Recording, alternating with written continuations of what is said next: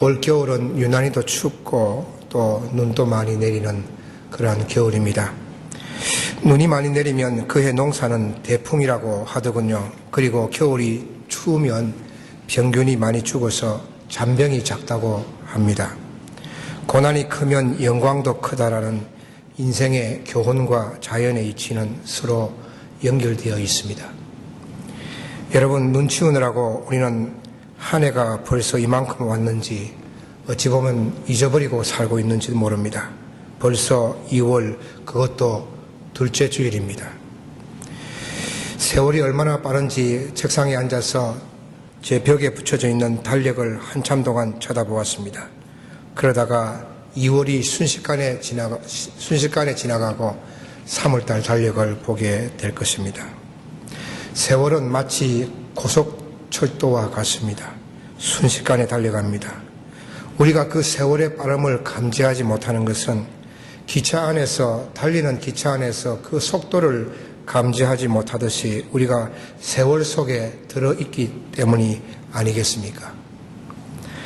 하나님은 세월이 얼마나 빠른가 하는 것을 잘 아시리라 생각되는 것은 하루가 천년 같고 천년이 하루 같은 하나님의 시간 속에 우리의 인생의 100년은 마치 찰나와 같기 때문입니다. 여러분, 인생은 찰나와 같습니다. 순간입니다. 그렇게 빨리 고속철도처럼 지나가면서도 그 기회는 한 번밖에 없다는 것입니다. 두 번의 기회도 없습니다. 오직 한 번뿐입니다. 아무리 돈이 많아도 그 돈으로 두 번 인생을 살 수가 없고, 아무리 큰 권력을 가졌다 하더라도 그 권력으로 두 번의 인생을 살 수가 없는 것입니다. 지위, 고화, 남녀노소 그 어느 것도 두 번의 기회를 얻게 하는 그러한 길이 아닙니다. 인생은 태어나자마자 고속열차를 타고 달리다가 어느 시점에 종착역에 내리게 됩니다. 내가 선택한 종착역이 아닙니다. 그리고 내리면서 나의 생명을 내려놓는 종착역입니다. 이 종착역에 내리지 않는 사람은 한 사람도 없습니다. 내려서 유유자적하면서 서울발 부산행 기차를 타고 가다가 대구나 대전에서 내려서 급하게 우동을 사 먹듯이 그렇게 여유를 부릴 수 없는 역이 바로 종착역입니다. 안 내리겠다고 떼써도 할 수 없습니다. 소용없고 오히려 강제로 내릴 수밖에 없는 것이 우리 인생의 종착역입니다. 인생의 종착역, 어찌 보면 칙칙하고 어두운 그 역에 내릴 것을 생각하면 우리는 뭐 그리 자랑할 것도 대단한 인생도 없습니다. 큰 소리 칠 인생도 없는 것입니다. 여러분, 인생의 종착역에 도착하는 것은 누구도 예외가 없고 그 역에 언제 내릴지 우리는 알 수가 없습니다. 그러기에 그 종착역을 향해 달려가는 이 무시무시한 속도를 가진 고속 인생을 어떻게 살아야 하는가 하는 것이 우리 인생의 메인 이슈이고 또 뜨거운 초점인 것입니다. 다시 말해서 우리 인생의 그 종착역에 도착하기 전에 우리는 어떤 인생을 살아야 할 것인가, 어떻게 우리가 인생을 살아야 하느냐 하는 것입니다. 어떻게 살아야 정말 종착역에 도착하기 전에 의미 있는 인생, 어찌 보면 가치 있는 인생을 우리가 사는 것일까 하는 것입니다. 잘 살면 되지 뭐. 잘 사는 것이 무엇입니까? 건강하게 사는 것입니까? 아니면 기쁘게 사는 것입니까? 행복하게 사는 것입니까? 현대인의 행복의 삶이란 이렇다고 합니다. 좋은 학교 졸업하고 큰 기업의 직장을 가지고 좋은 남편, 예쁜 아내 만나서 큰 고급 주택에 살면서 비싼 차 타고 매주 주말 여행, 해외여행 다니면서 즐겁게 살다가 은퇴 후에도 돈 걱정, 자녀 걱정 없이 늙어서도 건강하게 99세까지 잘 살면서 아프지 않고 3일만 병원 신세 지고 죽어서 지옥에만 안 가면 좋겠다. 이것이 현대인들의 행복한 삶이라고 합니다. 죽어서 지옥에만 안 가면 좋겠다. 그런데 이렇게 살 수 있는 사람이 지구촌에서 얼마나 될까요? 지구촌의 3분의 1이 절대 빈곤층, 먹을 것을 제대로 해결하지 못하고 있습니다. 그리고 또 3분의 1이 절대 빈곤하진 않지만 가난한 사람들입니다. 먹고 사는 것이 힘든 사람들이죠.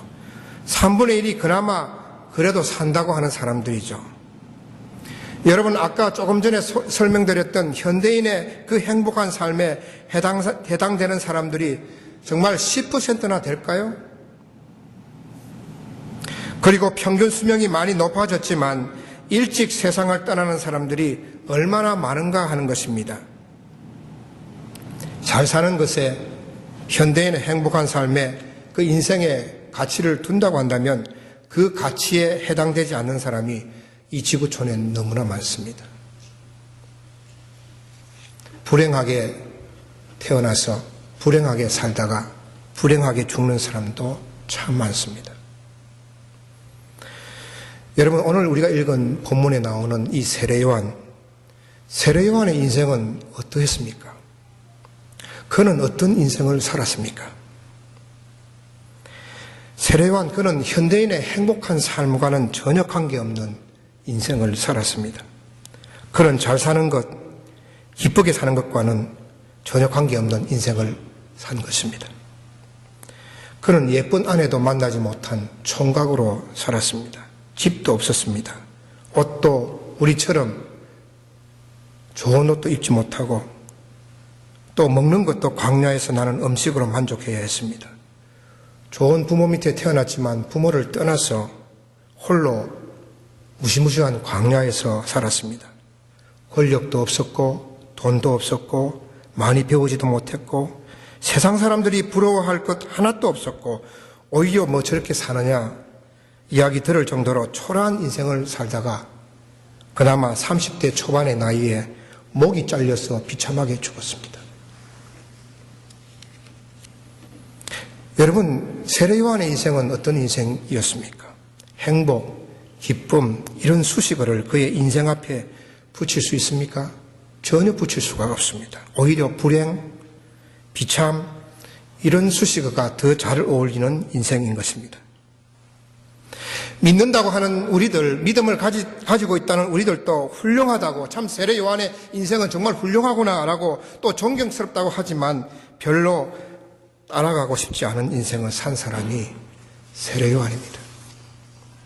그래서 우리가 아이를 낳을 때에 아이 이름을 요한으로 짓는데 그 요한은 분명 세례요한을 생각하고 요한이라고 짓지 않았습니다. 누구겠습니까? 사도 요한이죠. 사도 요한은 100세 넘게 살았기 때문에. 사람들은 세례 요한의 삶이 훌륭하고 존경스럽지만 자식들은 그렇게 따라 살지 않기를 내심 바라고 있는 것입니다. 그런데 과연 이 세례 요한이 그런 불행한 삶을 살았을까요? 제가 지난 주일에는 요한복음 3장 1절에서 15절까지 본문으로 예수님과 니고데모와의 대화를 설교했습니다. 그 지난주는 요한복음 4장에서 예수님과 사마리아 여인과의 대화 내용으로 설교를 했습니다. 오늘 본문은 지난주 설교 본문과 그 지난주 본문 설교의 중간에 딱 자리 잡고 있습니다. 그 중간에 자리 잡고 있는 이 본문을 제가 그냥 지나칠 수가 없었습니다. 세례 요한의 인생을 한번 짚고 넘어가고 싶었습니다. 행복한 인생을 꿈꾸는 모든 사람들에게, 현대인의 행복한 인생을 내심 바라는 크리스천들에게, 저와 여러분에게 이런 인생도 있다는 것을 말씀드리고 싶었습니다. 예수님께서 세례를 베푸실 때에 요한도 다른 곳에서 세례를 베풀었습니다. 예수님께서 세례를 베푸시는 것을 보고 온 요한의 제자가 요한에게 이렇게 말했습니다. 선생님이 정언하시던 이가 세례를 베풀매 사람들이 다 그에게로 가더이다. 이 요한의 제자의 말에는 어떤 분노가 담겨져 있습니다. 그 예수님께서 세례를 자기 스승 외에 예수님이 세례를 베푼다는 것에 대해서 상당히 이 제자는 분노하고 있습니다. 그리고 점점 확산되는 예수님의 그 인기에 불안해하고 있습니다. 요한의 제자는 이렇게 말하는 것입니다. 그는 당신을 능가하여 당신의 빛을 가리우고 당신의 위치를 빼앗으려고 하는 듯이 보입니다. 이렇게 말한 것입니다. 요한이 거듭 자기 제자들에게 자신은 그리스도의 길을 예비하러 온 자임을 누누이 말했음에도 불구하고 요한의 제자들은 자신의 스승인 요한이 예수님께 가리워지는 것을 도저히 참을 수가 없었던 것입니다. 요한은 제자들에게 다시 자신의 위치를 정확하게 일러줍니다. 나는 그리스도가 아니요 그의 앞에 보내심을 받은 자라. 그리고 이것을 증언할 자는 너희니라. 내가 그리스도가 아니고 그리스도 앞에 보내심을 받은 자라는 것은 이제는 너희들이 그것을 증언해야 한다. 그렇게 말하고 있는 것입니다. 요한의 인기는 낮아지고 예수님의 인기가 높아지는 것에 대해서 분노하고 있는 제자들에게 요한은 기가 막힌 비유로 예수님과 자신의 관계를 오늘 본문에 설명하고 있습니다. 신부를 취하는 자는 신랑이나 서서 신랑의 음성을 듣는 친구가 크게 기뻐하나니 나는 이런 기쁨으로 충만하였노라. 신부를 취하는 자는 신랑이나 서서 신랑의 음성을 듣는 친구가 크게 기뻐하나니. 여러분, 결혼식에서 최고로 기쁜 사람이 누구겠습니까? 신랑과 신부가 아니겠습니까? 신랑보다 기뻐할 자가 누구겠습니까? 그런데 오늘 세례 요한은 신랑의 음성을 듣는 자기 자신이 크게 기뻐한다, 그렇게 말하고 있습니다. 자신은 신랑이 아니라는 것입니다. 자신은 이 무대의 주인공이 아니라는 것입니다. 신랑을 돕는 친구이고 그리스도를 돕고 섬기는 자라는 것입니다. 그러면서 나는 신랑은 아니지만 신랑을 돕는 친구가 기뻐하듯이 자신은 그리스도를 돕고 섬김으로 크게 기뻐하고 또 그러한 기쁨으로 충만하다고 한 것입니다. 너희들 잘 들어라. 나는 메시아가 아니야. 나는 주인공이 아니야. 주인공은 따로 계셔. 나는 주인공은 아니지만 주인공을 섬기는 종이다. 그렇지만 종으로 섬기지만 섬기는 자로 기뻐하고 또 그 기쁨이 충만해. 이렇게 세례 요한은 제자들에게 말한 것입니다. 이어서 말하기를 그는 흥하여야 하겠고 나는 쇠하여야 하리라. 예수님은 흥하여야 하겠고 나 요한은 쇠하여야 하리라. 예수님은 이제 드러나셔야 하고 나는 이제 사라져야 한다는 말입니다. 세례 요한은 그가 말한 대로 사라졌습니다. 쇠하였습니다. 세상적인 기준으로 보면 망했습니다.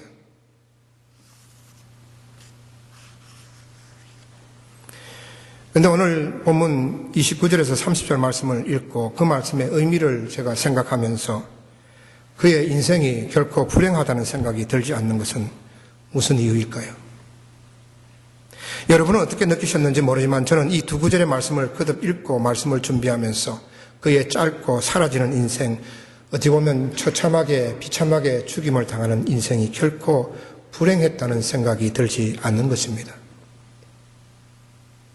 세상적으로는 아무것도 가지지 못했습니다. 아내도 자녀도 재물도 여러분이 다 가지고 있는 것도 아무것도 없습니다. 안락한 생활도 풍요로운 생활 아무것도 가지지를 못했습니다. 그러나 그의 인생을 불행하다고 할 수 없는 두 가지 이유가 있습니다.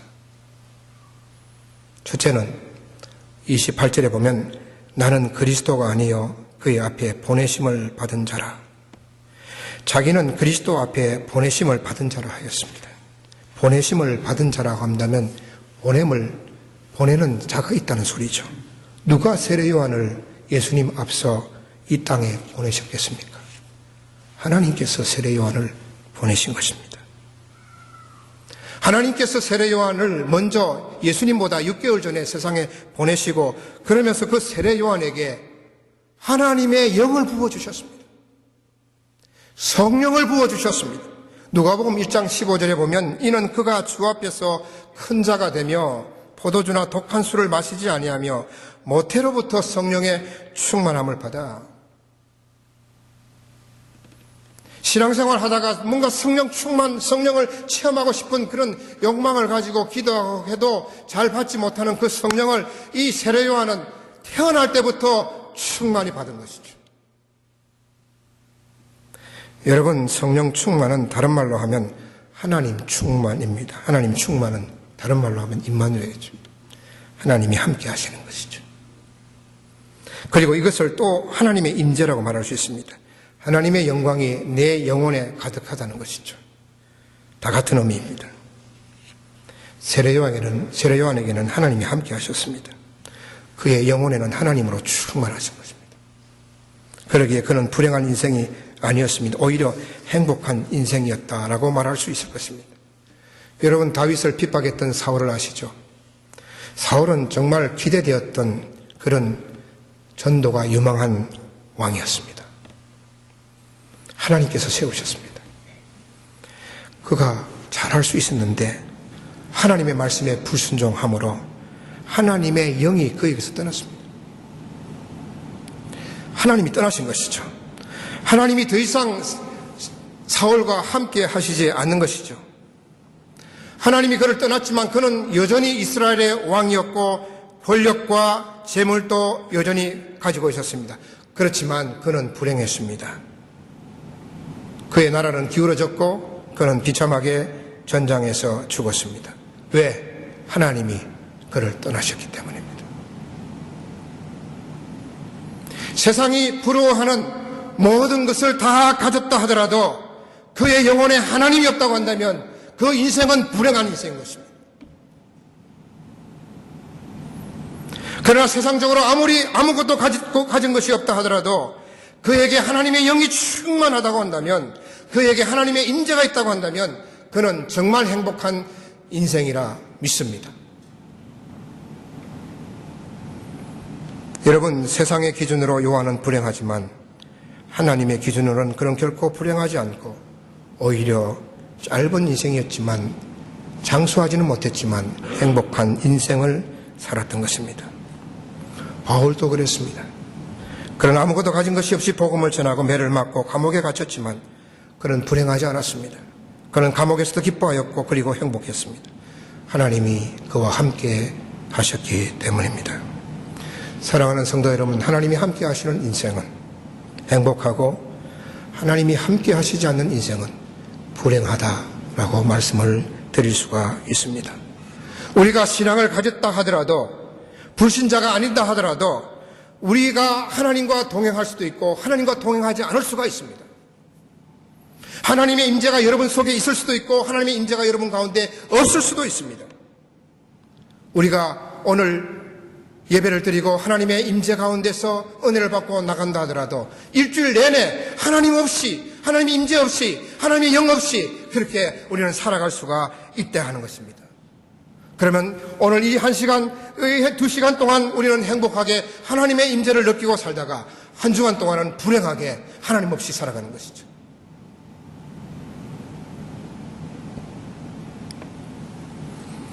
요한의 인생이 불행하다 할 수 없는 두 번째 이유는 그가 사명을 가진 사람이었다는 것입니다. 보내심을 받았다는 것은 임무를 가지고 보내졌다는 것입니다. 사명을 가지고 이 땅에 보냄을 받은 것입니다. 세례 요한의 사명은 무엇입니까? 예수님 앞서 그분의 길을 예비하는 것입니다. 그것은 제사함으로 구원을 알게 하는 것입니다. 예수님께서 오셔서 십자가에 달려 죽으심으로 죄사함을 받을 것이라는 것을 미리 세례 요한을 통해서 보여주게 하는 것입니다. 요한은 자신의 사명을 분명히 알았습니다. 그래서 신랑의 친구로서 기쁨이 충만하다 한 것입니다. 그가 받은 사명을 충실히 함으로 그 기쁨으로 충만하다는 것입니다. 자신이 그 사명을 감당함으로 기쁨이 넘친다는 것입니다. 이러한 기쁨이 충만한, 하나님께서 주신 그 사명을 감당함으로 기쁨이 충만한 그 요한의 인생이 누가 불행하다고 말할 수가 있겠습니까?